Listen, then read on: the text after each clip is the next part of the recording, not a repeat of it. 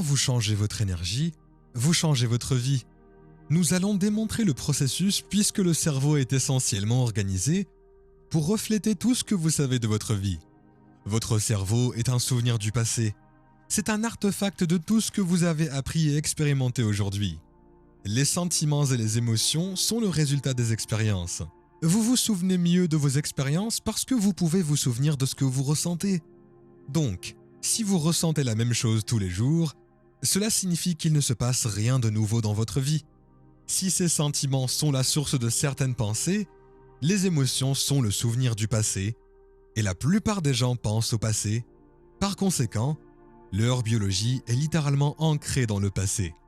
Vous ne pouvez donc pas créer un nouvel avenir si votre cerveau et votre corps vivent dans le passé. La plupart des gens se considèrent donc comme un récit ou comme une histoire inspirée du passé.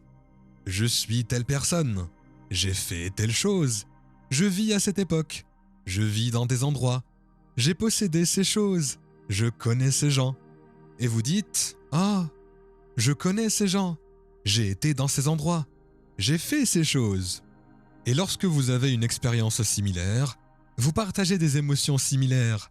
Et si vous partagez des émotions similaires, les émotions sont de l'énergie. Ainsi, nous commençons à créer un lien énergétique avec les choses et les personnes qui font partie de notre vie. Le problème, c'est que 70% du temps, la plupart des gens vivent sous l'emprise de l'hormone du stress. Et le stress, c'est quand votre corps et votre cerveau ne sont pas en harmonie. Et les émotions du stress sont la colère, l'agression, la frustration, la haine, le jugement, l'envie, la jalousie, la peur, l'anxiété, l'inquiétude, la dépression, la culpabilité, la honte, l'indignité, le désespoir, toutes créées par les hormones du stress. En psychologie, on appelle cela des états de conscience normaux. Ce sont des états de conscience altérés. Ces états sont utiles à court terme, mais ils ne le sont pas à long terme. Le problème avec les hormones du stress est que cette poussée de substances chimiques donne à l'organisme une poussée d'énergie. Nous nous servons donc des personnes, des problèmes et des conditions de notre vie pour affirmer notre dépendance à la stimulation de ces substances chimiques. Nous nous servons de notre meilleur ami pour affirmer notre dépendance à la souffrance. Nous nous servons de notre employeur pour affirmer notre dépendance au jugement. Nous nous servons de notre ennemi pour affirmer notre dépendance à la haine. Nous utilisons Facebook pour affirmer notre dépendance à l'insécurité. Nous ne sommes pas conscients de ce que nous faisons, mais nous utilisons des choses dans notre vie extérieure et nous commençons à développer des liens énergétiques qui existent au-delà de l'espace et du temps, comme un chien vers les atomes d'oxygène. Ils partagent des informations, de l'énergie et des électrons. Nous faisons exactement la même chose dans notre vie. Chaque personne, chaque chose, chaque endroit où vous avez été dans votre vie est associé à une émotion. Ce qui signifie que vous avez un schéma énergétique qui interagit avec votre environnement. Nous savons donc que lorsque les gens sont pris dans ces schémas, ils racontent une histoire sur leur passé et se disent « Je suis comme cela à cause de ces événements ». Nous savons que lorsque vous combinez une intention claire, plutôt que d'être défini par un souvenir du passé, vous serez par la suite défini par une vision de l'avenir. Nous parlions il y a 15 ou 20 minutes d'une vision. Je voyais votre énergie changer et vous étiez enthousiaste. Dès que vous avez choisi ce potentiel, vous avez commencé à parler d'un rêve. Vous vivez ce futur dans le moment présent. Tout à coup, vous ne pouvez plus vivre dans les émotions de la survie. Vous commencez à ressentir de la joie, de l'inspiration, de la reconnaissance et de la confiance. Et lorsque vous combinez une intention claire avec une émotion forte, vous retirez littéralement votre biologie du passé et désormais, vous vivez dans ce futur biologiquement dans le moment présent. Il se trouve que cela conduit à modifier le cerveau pour qu'il ressemble à l'expérience qui s'est déjà produite. Les émotions fortes commencent à signaler de nouveaux gènes qui fabriquent de nouvelles protéines pour préparer le corps à cet événement. Vous ne vivez plus dans votre passé, vous vivez dans cette réalité future au moment présent. Notre recherche le montre encore et encore. Nous avons organisé 7 séminaires de perfectionnement. Nous mesurons tous ces changements chez les gens. Quand vous vivez en fonction des hormones de stress, vous puisez littéralement dans ce champ invisible d'énergie autour de votre corps et vous le transformez en produit chimique. Que vous soyez en colère ou frustré, que vous vous battiez ou que vous vous débattiez, que vous soyez coupable ou honteux, que vous digériez un steak ou que vous soyez sexuellement excessif, vous puisez de l'énergie et la transformez en produit chimique. Il s'agit des centres de survie. Lorsque les gens commencent à ouvrir leur cœur et leurs émotions de gratitude, d'attention, de compassion, de gentillesse, de joie, d'amour. Si vous enseignez aux gens comment entrer, verrouiller ce centre créatif, lorsqu'ils commencent à créer cette énergie, le champ autour de leur corps, et ceci est de la science, le champ magnétique autour de leur corps peut avoir 9 mètres de large. Plus il y a d'énergie et moins il y a de matière, plus les poids sont élevés, moins il y a de particules. C'est un champ magnétique. Mais quel est le porteur de ce champ magnétique? Autrement dit, toute fréquence transporte de l'information. Les ondes radio transportent des informations. Les ondes des téléphones portables transportent des informations sur les fréquences. Toutes les fréquences transportent des informations. Ainsi, une personne qui est une référence en matière d'art diffuse une signature magnétique. Le porteur de cette signature est le magnétisme. Mais l'intention est l'information. Les pensées sont la charge électrique dans le champ quantique et les émotions sont la charge magnétique. Ainsi, lorsque vous combinez une intention claire avec une émotion forte, vous diffusez une nouvelle énergie électromagnétique dans le champ, et chaque fois que vous diffusez dans le champ, c'est votre expérience avec le destin. Il n'est pas suffisant de la diffuser une seule fois. Cela doit vous devenir si familier pour que votre énergie soit connectée à un futur et que votre corps soit attiré par cet événement.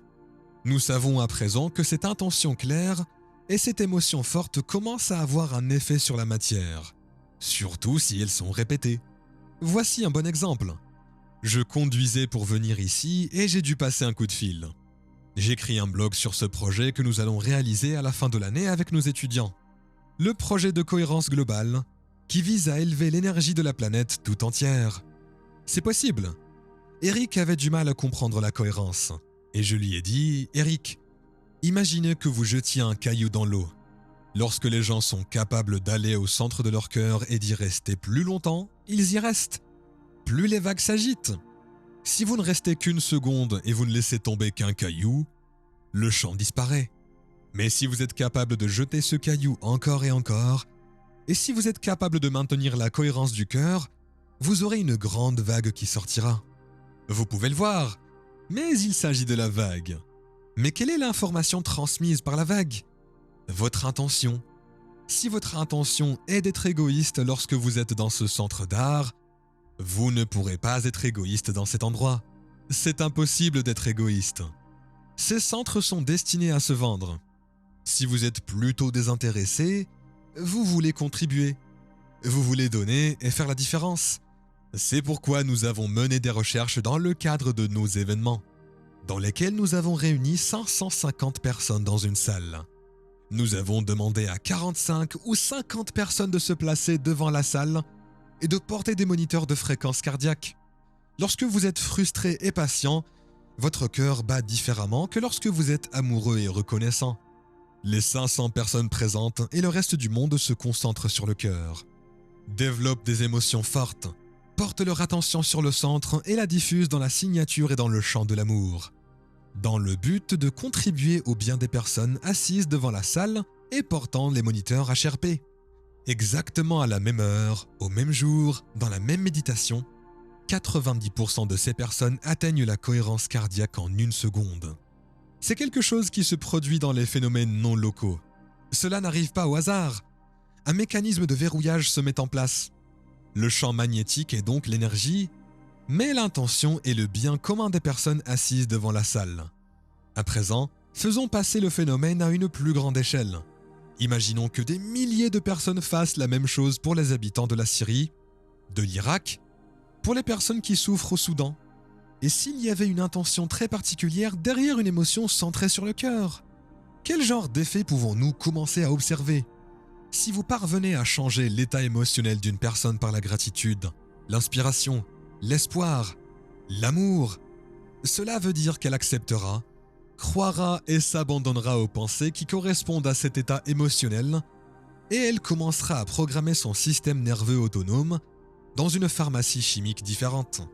Il faut bien préciser que dans les études sur les placebos, 81% des personnes atteintes de dépression, si elles participent à une étude sur les placebos, 81% des personnes qui prennent le placebo réagissent aussi bien au placebo qu'à un antidépresseur. 81%. C'est une étude assez remarquable. Cela signifie qu'ils créent leur propre pharmacie d'antidépresseurs à l'intérieur du système nerveux, qui est le plus grand pharmacien du monde. Alors, quelle est l'importance de ce phénomène? C'est très simple, et les gens commencent à changer leur état émotionnel. Les gens commencent à changer ce qu'ils sont. Cela peut prendre un peu plus d'une fois, parce que dans l'étude sur les placebos, ils ont pris le placebo pendant 6 à 8 semaines. La pilule représentait alors la possibilité de guérir. Par conséquent, quand ils commencent à se tourner vers l'avenir ou à anticiper des améliorations et à se sentir inspirés, lorsque vous combinez une intention claire avec une émotion forte, vous passez à un nouvel état d'être. Le cerveau et le corps ne vivent plus dans le passé. Le cerveau et le corps vivent dans le futur à l'instant présent et commencent à produire des changements neurologiques, biologiques et génétiques substantiels dans leur corps. Cependant, dans le cas de l'étude sur le placebo concernant la dépression, la personne a pris la pilule pendant 6 à 8 semaines. Ce qui veut dire que vous devrez peut-être changer votre état d'esprit pendant 6 à 8 semaines avant de commencer à en voir les effets.